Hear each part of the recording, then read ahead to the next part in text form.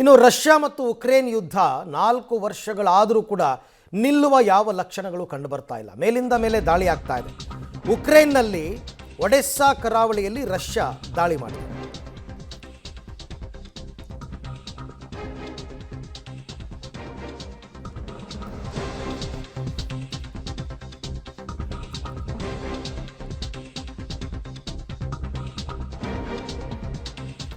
ನೋಡಿ, ಉಕ್ರೇನ್ನಲ್ಲಿ ಒಡೆಸ್ಸಾ ಕರಾವಳಿಯಲ್ಲಿ ರಷ್ಯಾ ದಾಳಿ ಮಾಡಿದೆ. ಸರಕು ಸಾಗಣೆ ಹಡಗಿನ ಮೇಲೆ ರಷ್ಯಾ ದಾಳಿ ನಡೆಸಿದೆ. ಈ ದಾಳಿಯಲ್ಲಿ 4 ಭಾರತೀಯ ನಾವಿಕರು ಸಾವನ್ನಪ್ಪಿದ್ದಾರೆ. ಅಖಿಲ್ ಜೋಯನ್, ಗುರುಪ್ರೀತ್ ಸಿಂಗ್ ಭಟ್, ಜಗನ್ ಸಿಂಗ್ ಮತ್ತು ಅಭಿಷೇಕ್ ನಿಷಾದ್ ಅಂತ ಮೃತಪಟ್ಟವರು. ಉಕ್ರೇನ್ ದಾಳಿಯಲ್ಲಿ ಒಟ್ಟು 10 ಮಂದಿ ಸಾವನ್ನಪ್ಪಿದ್ದಾರೆ. ಆದರೆ ಉಕ್ರೇನ್ ದಾಳಿಗೆ ಭಾರತ ತೀವ್ರ ಖಂಡನೆಯನ್ನು ವ್ಯಕ್ತಪಡಿಸಿದೆ. ಏನು ಮಾಡೋಕ್ಕೆ ಆಗಲ್ಲ ಅನ್ನೋದಕ್ಕಿಂತ ಹೆಚ್ಚಾಗಿ ಬೇರೆ ಬೇರೆ ದೇಶಗಳಲ್ಲೂ ನಾವಿಕರು ನಮ್ಮ ದೇಶದವರು ಇದ್ದೇ ಇದ್ದಾರೆ ತುಂಬ ಕಡೆ. ಈಗ ಅಮೇರಿಕ ನಡೆಸಿದ ದಾಳಿನಲ್ಲೂ ಕೂಡ ನಮ್ಮ ದೇಶದ ನಾವಿಕರು ಸಾವನ್ನಪ್ಪಿದ್ರು. ಇಲ್ಲೂ ಕೂಡ ಅದೇ ರೀತಿಯಾಗಿ ಆಗಿದೆ ಪರಿಸ್ಥಿತಿ. ಉಕ್ರೇನ್ನ ಒಡೆಸ್ಸಾ ಕರಾವಳಿಯಲ್ಲಿ ರಷ್ಯಾದವರು ದಾಳಿ ನಡೆಸಿ ಈ ಪರಿಸ್ಥಿತಿ ನಿರ್ಮಾಣ ಆಗಿದೆ.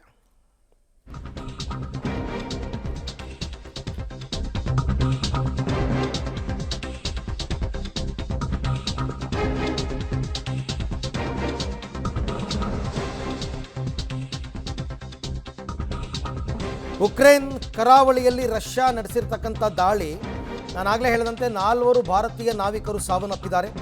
ಕೇರಳದ ಕಾಸರಗೋಡಿನ ನಾವಿಕರೊಬ್ಬರು ಸಾವನ್ನಪ್ಪಿದ್ದಾರೆ. ವೆಲ್ಲರಿಕುಂಡು ನಿವಾಸಿ ಅಖಿಲ್ ಜೋಯನ್ ಅಂತಂದ್ಬಿಟ್ಟು ಮೃತಪಟ್ಟಿರ್ತಕ್ಕಂಥ ವ್ಯಕ್ತಿ ಅಖಿಲ್ ಜೋಯನ್, 26 ವರ್ಷ. ಈತನಿಗೆ 2 ತಿಂಗಳಲ್ಲಿ ಮದುವೆ ಇತ್ತು. ಅಖಿಲ್ದು 6 ವರ್ಷಗಳಿಂದ ಹಡಗಿನಲ್ಲಿ ನಾವಿಕನಾಗಿ ಈತ ಕೆಲಸ ಮಾಡ್ತಾ ಇದ್ದ. ಶೀಘ್ರದಲ್ಲೇ ತನ್ನ ಕೆಲಸ ಬದಲಾಯಿಸೋದಕ್ಕೆ ಕೂಡ ಮುಂದಾಗಿದ್ದ. ಆದರೆ ಅಷ್ಟರಲ್ಲಿ ಈ ಸಾವು ಬಂದಿದೆ. ಪೋಷಕರಿಗೆ ಅಖಿಲ್ ಏಕೈಕ ಪುತ್ರನಾಗಿದ್ದ ಅನ್ನೋ ಮಾಹಿತಿ ಈಗ ಬರ್ತಾ ಇದೆ. ಅನ್ಯಾಯ. ಯಾವುದೋ ದೇಶದಲ್ಲಿ ಕೆಲಸಕ್ಕೆ ಹೋಗಿ ಸೇರಿಕೊಂಡು ಇನ್ಯಾವುದೋ ದೇಶ ಅಟ್ಯಾಕ್ ಮಾಡಿ ಅವರಿಬ್ಬರ ಜಗಳದಲ್ಲಿ ನಮ್ಮ ದೇಶದವರು ಪ್ರಾಣ ಕಳ್ಕೊಳ್ಳೋದಿದೆಯಲ್ಲ, ತುಂಬ ಅನ್ಯಾಯ.